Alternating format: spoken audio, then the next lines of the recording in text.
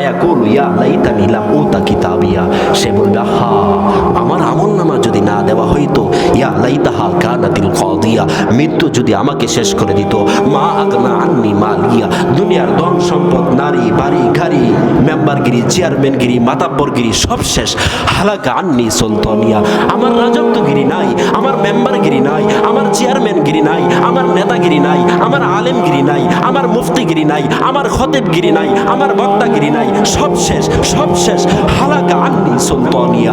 আল্লাহ বলবে খুজুহু ফাগুল্লুহু সুম্মাল জাহিমা সল্লু, তারে ধরো জাহান্নামে নিক্ষেপ করো। বাপজান, দুনিয়াতে যা কিছু দেখতেছেন এইগুলি একটাও আপনার আমার আপন না, এমনকি আপনার আমার যে শরীরটা এটাও আপন না। ইয়াউমা ইয়াফিরুল মারউ মিন আখি ওয়া উম্মিহি ওয়া আবি ওয়া সাহিবাতিহি ওয়া বানি লিকুল্লি ইমরিন মিনহুম ইয়াউমা ইযিন শা'নু ইউগনি। ওই দিন কেউ কারো পরিচয় দিবে না, বাবা ছেলের পরিচয় দিবে না, মা সন্তানের পরিচয় দিবে না, স্বামী স্ত্রীর পরিচয় দিবে না। প্রত্যেকে বলবে ইয়া রব্বি ইয়া নফসি, ইয়া রব্বি ইয়া নফসি, আল্লাহ আমাকে বাঁচাও।